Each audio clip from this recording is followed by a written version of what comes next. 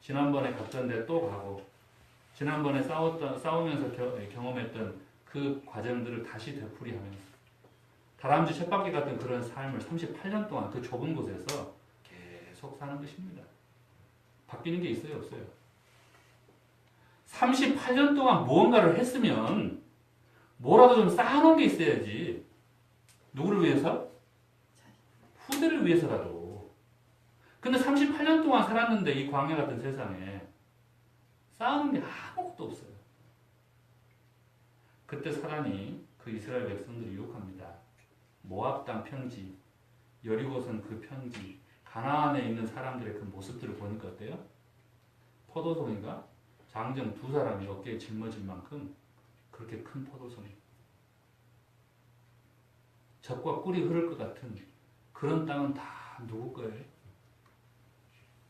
내 것이 아니고 다 그 사람들 거예요.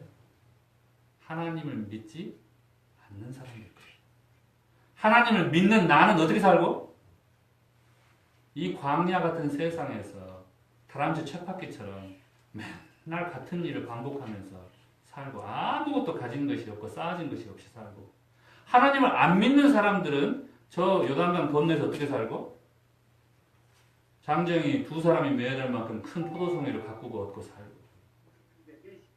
그때 사단이 그들을 유혹합니다. 나한테 딱 한 번 저를 하면 어떻게 한다고? 저거 다 네 거라고. 여러분 생각해 보세요. 죽어라고 하나님을 믿고 열심히 하나님을 섬기고 사는데 내가 이 땅에서 사는 모습이 천막저고리 하나에 의지해서 밤에는 춥고 낮에는 뜨거운 그곳에서 사는 가운데 매일같이 똑같은 삶을 반복하면서 삽니다. 근데 하나님 안 믿는 사람들은 어떻게 살아요? 큰 땅 차지하고 성 높이 쌓고, 그리고 그곳에서 풍족한 음식과, 그리고 얼마나 키가 큰지 잘 먹고 잘 사니까 관력도 좋겠죠. 그렇게 살아요. 여러분 그럴 때 하나님 믿고 싶어요? 그 사람들이 믿는 그 신들을 믿고 싶어요? 아니 누구 신이 더 좋은 것 같아? 잘 먹고 잘 사는 사람 같지. 아이고 세상에 고무신이 차라리 더 낫겠다 싶기도 해.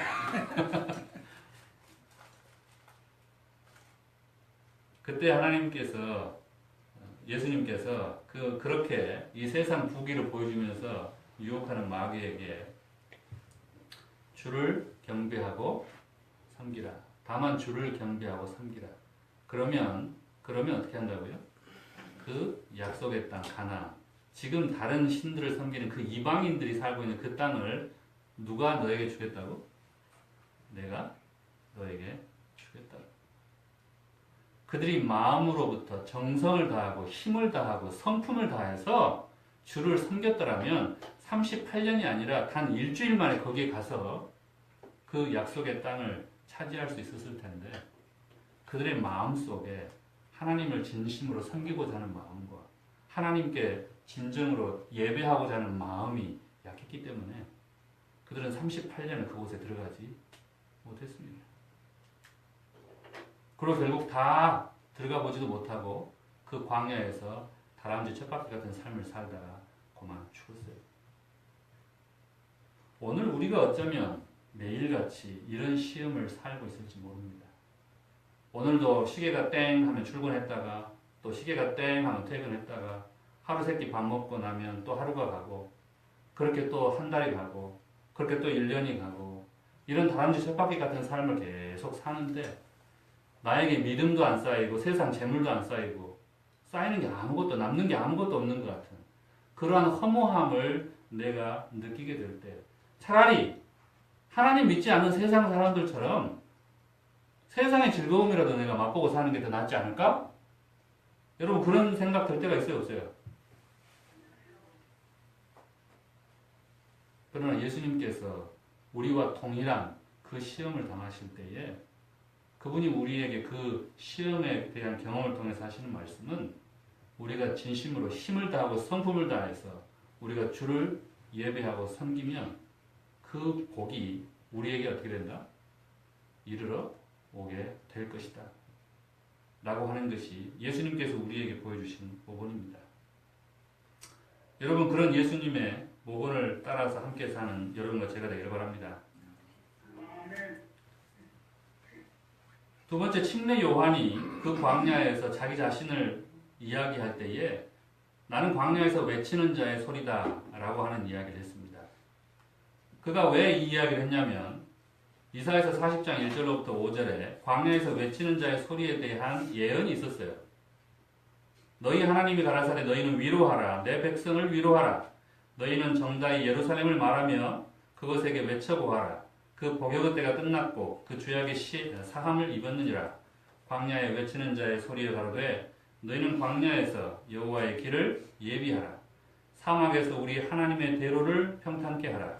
골짜기마다 도두어지며 산마다 작은 산마다 낮아지며 고르지 않은 것이 평탄케 되며 험한 것이 평지가 될 것이요 여호와의 영광이 나타나고 모든 육체가 그것을 함께 보리라. 대저 여호와의 입이 말씀하셨느니라. 침례 요한이 그 광야에서 하나님의 말씀을 연구하는 동안 자신이 하나님께로부터 받은 사명을 깨닫게 됐습니다.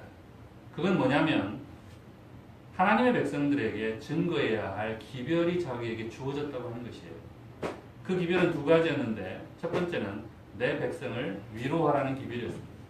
이제 너희의 죄사함을 받았으니까 너희가 이제 그 죄에 대한 형벌을 다 마쳤으니까 이제 여호와께서 너희에게 다시 돌아오실 거라고 하는 것입니다. 그리고 한 가지 희망을 줍니다. 여호와의 영광이 나타나고 모든 육체가 그것을 함께 볼 것이다. 예수님의 초림뿐만 아니라 예수님의 재림에도 동일하게 적용될 수 있는 기별입니다. 여러분과 저에게 침례 요한에게 주어졌던 그 똑같은 기별이 주어졌습니다. 침례 요한은 예수님의 초림을 준비하는 사람으로 이 기별을 전했고 오늘 우리는 예수님의 재림을 준비하는 사람으로 이 동일한 기별을 받았습니다. 우리가 사람들에게 위로의 말들을 증거함으로 그들의 마음에 예수님의 다시 오시는 길을 예비하게 되면 우리 모두가 다 여호와의 영광이 나타나는 것을 함께 볼 것이다라고 하는 소망이 주어졌습니다. 여러분 이 기별들을 여러분들의 사명으로 받으시겠습니까? 다윗이 이 사명들을 통해서 12년 동안 광야 생활을 하는 가운데 한 사람씩 그에게 나오는 사람들이 있었습니다. 그 자신이 사울의 추격을 피해서 아무것도 가지고 나온 것 없이 이 광야로 들어왔는데 자기에게 나오는 사람들도 어떤 사람들이 나왔어요?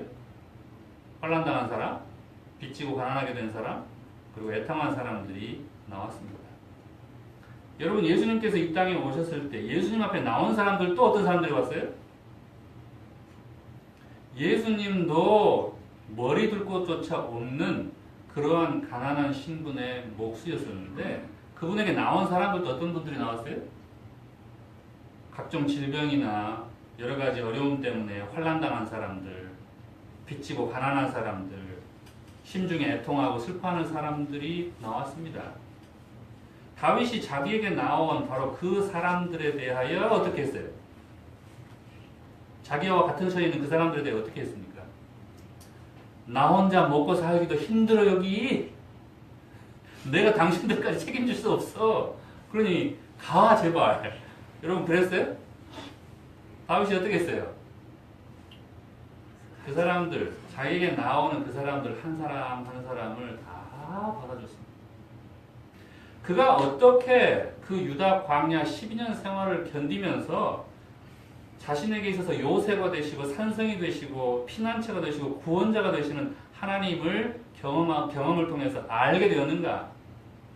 요한일서 4장 7절에는 사랑하는 자마다 하나님으로부터 나서 하나님을 안다라고 되어 있습니다. 내가 하나님을 알게 되는 것은 경험을 통해서 알게 되는 것은 어쩔 때예요? 다른 사람을 진심으로 사랑하게 됐을 때예요. 그때 누구를 알아요? 하나님을 알 수 있다. 부모들이 자식들에 대하여서 너도 커봐야 내 속을 안다. 그런 말 많이 하죠. 너도 네 새끼를 낳아봐야 너도 내 속을 안다. 그런 말 많이 하죠. 하나님이 누구신지를 내가 경험적으로 알기 위해서는 하나님이 나를 사랑하신 것처럼 나도 누구를 다른 사람을 사랑하게 됐을 때라야 비로소 하나님이 어떤 분인지를 알게 된다. 그 말이에요.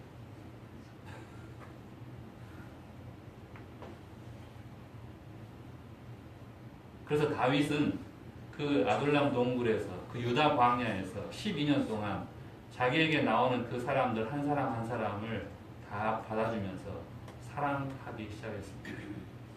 그래서 그는 그 사람들을 사랑하는 가운데 그들을 위해서 기도하고 그들을 어떻게 돌봐야 될지 고민하고 하나님의 손에 그들을 맡기게 되었을 때 하나님께서 그들을 위하여 요새가 되주시고 산성이 되주시고 피난처가 되주시는 그 경험들을 할 수 있게 되었던 것입니다.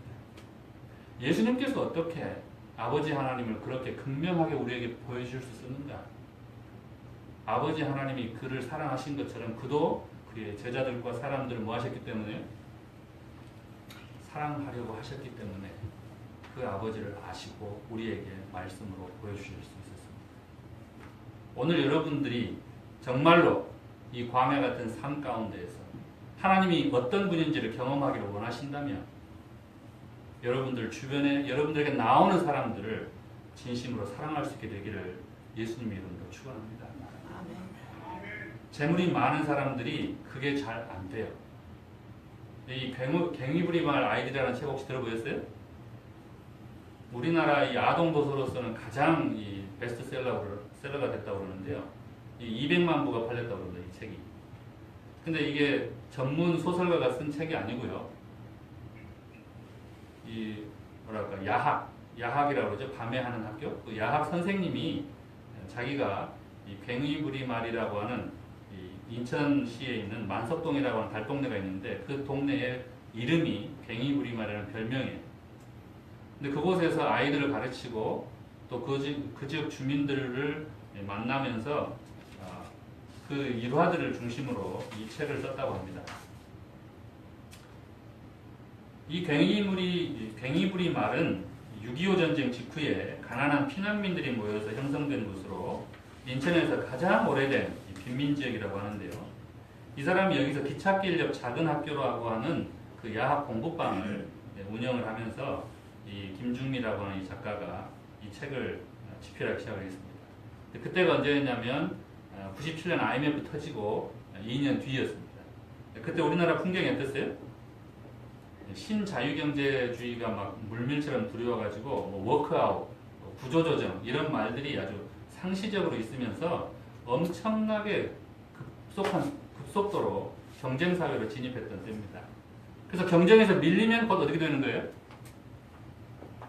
죽는 거예요. 경쟁에서 이겨야 뭐 할 수 있어요? 살아남을 수 있는 그런 시대였습니다. 그것이 지금까지 ING입니까? 아닙니까? 지금까지 그게 이제 ING가 되어가지고 경쟁하는 것이 이제 체질화가 돼가지고 지금은 젊은 아이들이 이제 우리나라가 뭐가 됐다고 그래요? 헬조선이 됐다고 그래요. 헬조선. 이 작가가 이 책을 쓰면서 가장 안타까웠던 것은 초등학교 5, 6학년 아이들부터 문학도서를 이제는 보지를 않고 뭐에만 매달려요? 시험 문제집만 매달려요. 모든 책들이 그들에게는 뭐로 보여요? 시험 준비를 위한 대비 도서로만 보여요. 그 문학책을 읽으면서도 문학책을 문학책으로 정서적으로 받아들이질 못하고 어떻게 받아들여요? 이 저자가 여기에서 무슨 말을 했는지, 이 중에서 어떤 게 시험에 나올지 이러고 이 책을 보는 거예요. 그만큼 경쟁이 심화된, 그래서 헬조선이 되어버린 이 나라가 어떻게 하면 더 행복한 나라가 될 수 있을까를 이 책을 통해서 설명을 했습니다.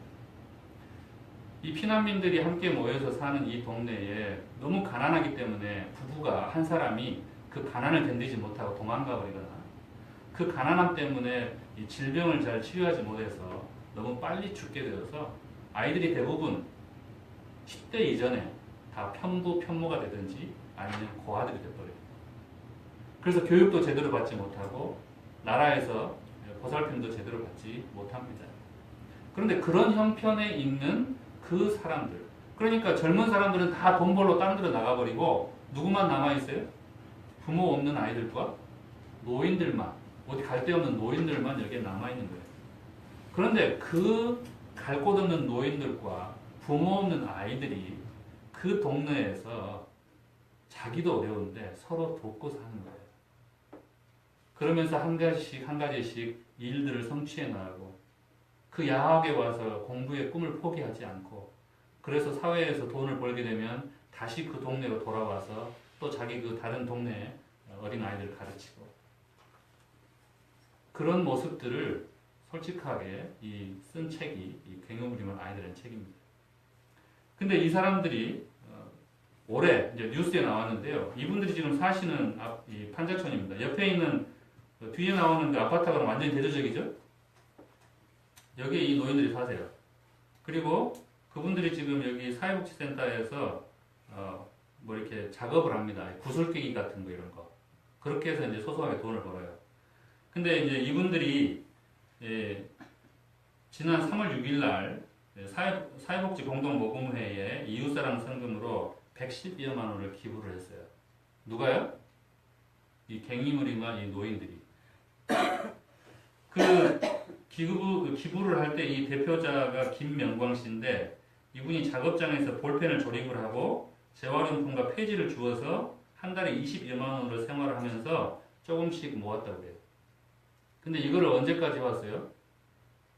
8년 동안 지금 계속 해오고 있는 거예요. 2009년부터 지금까지, 2017년까지. 그래서 이분들이 모은 이 모금액이 주민들의 그 60에서 70%가 노인으로 대부분 농구와 펜션용품 만드는 자활사업 등으로 생계를 이어가는데 이들이 기탁한 성금이 올해 2017년에는 화재로 어려움을 겪고 있는 구로구에 있는 외국인 노동자 보호시설에 쓰여질 예정이라고 합니다.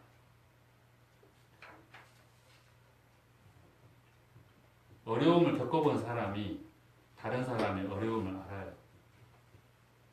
자기가 어려울 때 옆에서 작은 도움을 받아본 사람이 자기도 다른 사람 어려울 때 도와줄 줄 압니다.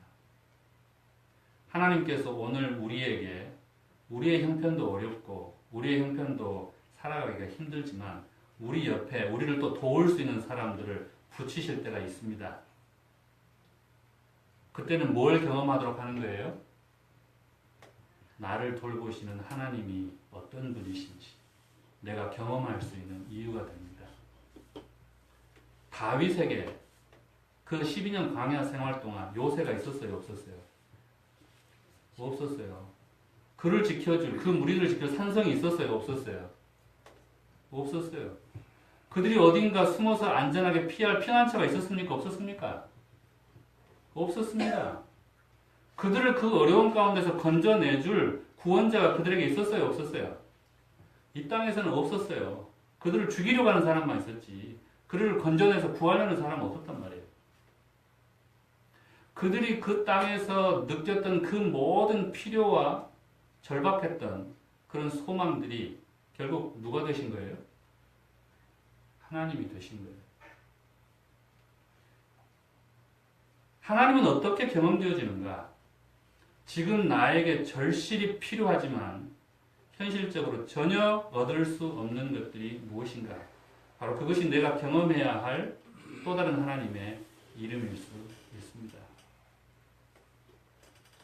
그래서 여러분들이 뭐가 없어서 불평하는 삶보다는 내가 뭐가 없음으로 인하여서 하나님께서 이런 하나님이심을 내가 경험할 수 있도록 나에게 기회를 주시는구나. 여러분 이렇게 믿으시기를 바랍니다. 다윗이 그 광야에 아무것도 없을 때 그는 하나님이 요새가 되어주시고 하나님이 산성이 되어주시고 하나님이 피난처가 되어주심을 믿고 기도하고 경험하며 살았습니다. 오늘 우리가 그 동일한 경험을 할 수 있도록 초청을 받았습니다. 여러분들 주변에 몰려오는 그 가난하고 애통하고 또 환난당한 사람들, 그 사람들을 진심으로 사랑하고 돕는 가운데 여러분과 제가 이 다윗처럼 하나님을 날마다 경험할 수 있는 분들이 되시기를 바라고 말씀을 마치겠습니다. 아, 아멘. 네.